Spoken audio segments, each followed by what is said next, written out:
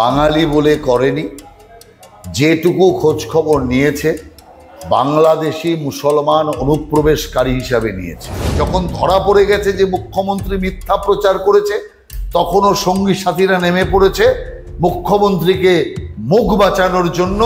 মিথ্যা বলা, মিথ্যা পরিচালিত করা, সমস্ত কাজই উনি করেন। ওনার জমিটাই মিথ্যার উপরে প্রতিষ্ঠিত।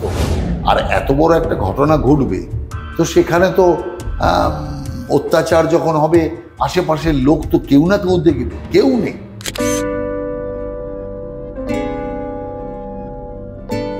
রাহুল দা, আপনাকে মাধ্যমে স্বাগত। দাদা, আমরা দেখলাম কিছুদিন আগে আমাদের রাজ্যের মুখ্যমন্ত্রী একেবারে এক্স হ্যান্ডেলে একটি ভিডিও পোস্ট করলেন, যেখানে একজন মহিলা এবং একজন শিশুকে নাকি দিল্লির পুলিশ বাঙালি পরিযায়ী শ্রমিক পরিবার তাদেরকে হেনস্থা করেছে, এবং কি 1.5 বছরের বাচ্চাটাকে নাকি মারধরও করেছে। কিভাবে দেখছেন বিষয়টা? বাঙালি বলে করেনি, যেটুকু খোঁজ খবর নিয়েছে বাংলাদেশি মুসলমান অনুপ্রবেশকারী হিসাবে নিয়েছে। অতএব আমি মনে করি এখন ওদের খুঁজে দেখা দরকার, চাঁচলের সেই অধিবাসীরা সত্যিকারের ভারতের নাগরিক, না বাংলাদেশ থেকে আসা বাংলাদেশি মুসলমান নাগরিক, এটা আগে দেখা দরকার। আর কোনো হেনস্থা হয়নি, কোনো রকম অত্যাচার হয়নি। যখন ধরা পড়ে গেছে যে মুখ্যমন্ত্রী মিথ্যা প্রচার করেছে, তখনও সঙ্গী সাথীরা নেমে পড়েছে মুখ্যমন্ত্রীকে মুখ বাঁচানোর জন্য। এই পরিবারকে ধরে এনে শিখিয়ে পড়িয়ে এমন সমস্ত কথা বলিয়েছে যাতে মুখ্যমন্ত্রীর মানটা বজায় থাকে। আমরা মনে করি এটা পুরো পরিকল্পিত। আমরা দেখলাম দিল্লি পুলিশও প্রেস কনফারেন্স করে পুরো বিষয়টাকে ফেক বলেছেন, এবং সেক্ষেত্রে একটাই প্রশ্ন উঠছে, রাজ্যের মুখ্যমন্ত্রী হয়ে তিনি এই ধরনের ভিডিওর সত্যতা যাচাই না করে আপলোড করলেন? না না না, এই মুখ্যমন্ত্রী মিথ্যাচারী মুখ্যমন্ত্রী, বরাবর উনি এই কাজ করে এসছে, এটা নতুন নয়। মিথ্যা প্রচার, মিথ্যা বলা, মিথ্যা পরিচালিত করা, সমস্ত কাজই উনি করেন। ওনার জমিটাই মিথ্যার উপরে প্রতিষ্ঠিত। যে মুখ্যমন্ত্রী ক্ষমতায় এলেন বদলা নয় বদল চাই বলে, আজকে সেই মুখ্যমন্ত্রীর জামানায় কি হচ্ছে? শুধু বদল, শুধু বদল না বদলা, বদলার পর বদলা চলছে। এর জন্য মানুষ বদল করেছিল। সেই কারণে যে জনগণকে যে সবচেয়ে বড় প্রতিশ্রুতি দিয়েছিল সেটা যে পালন করছে না, তো এর চেয়ে বড় মিথ্যাচারী আর কে হতে পারে?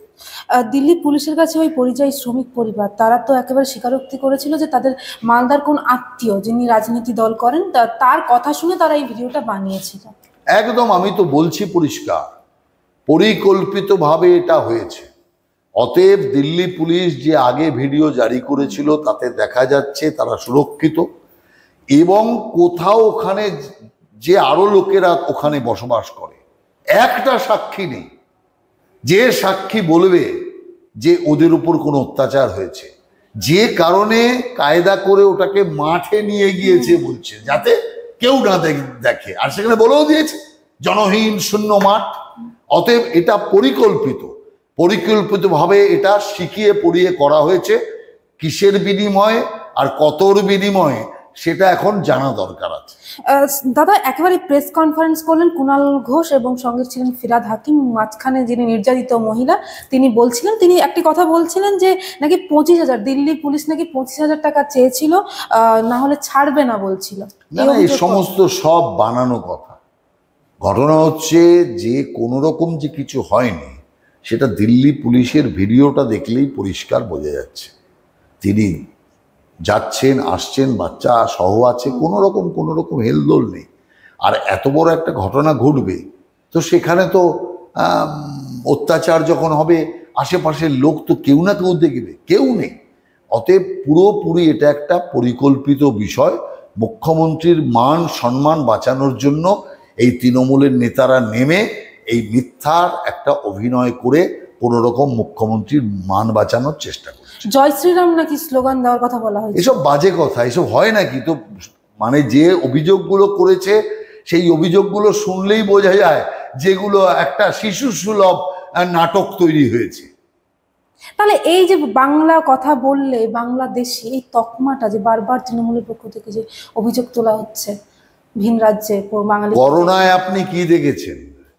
এখানে 52 লক্ষ পরিযায়ী শ্রমিক এসেছিল, যাদেরকে এই মমতা ব্যানার্জি করোনা এক্সপ্রেস বলে ঢুকতে দেয়নি এবং রাস্তায় রাস্তায় বাঙালিদের গাড়ি থামিয়ে দিয়েছিল।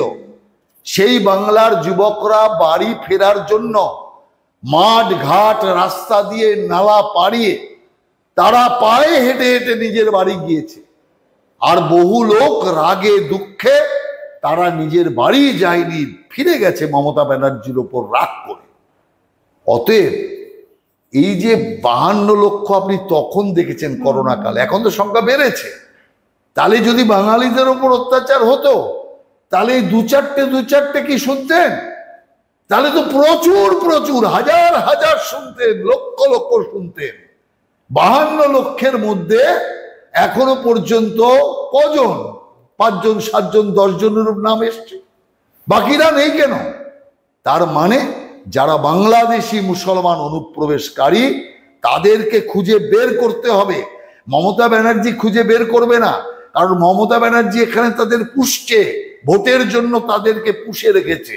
কিন্তু বাইরের স্টেটে যারা আছে তারা দেশভক্ত, তারা রাষ্ট্রকে কোনোভাবে বিদেশি নাগরিকের কাছে বিকিয়ে দিতে চায় না, যার জন্য তারা অভিযান চালাচ্ছে, অভিযান চালাবে। আর আমরাও চাই বাংলাদেশি মুসলমান অনুপ্রবেশকারী এবং বাংলাদেশি মুসলমান অনুপ্রবেশকারীর সঙ্গে সঙ্গে রোহিঙ্গা মুসলমানদের এখান থেকে তাড়াতে হবে। Goa's transformation is more than just development. It's about progress and a brighter future for all. Bridges that unite aspirations, highways that bring communities closer, world-class airports welcoming opportunities. From modern infrastructure to seamless connectivity, Goa is on the fast track to grow. Under the decisive leadership of Prime Minister Narendra Modi and Chief Minister Dr. Pramod Sawant, the double-engine Sarkar is driving Goa towards Vikasit Bharat 2047, a future of prosperity, innovation and limitless possibilities.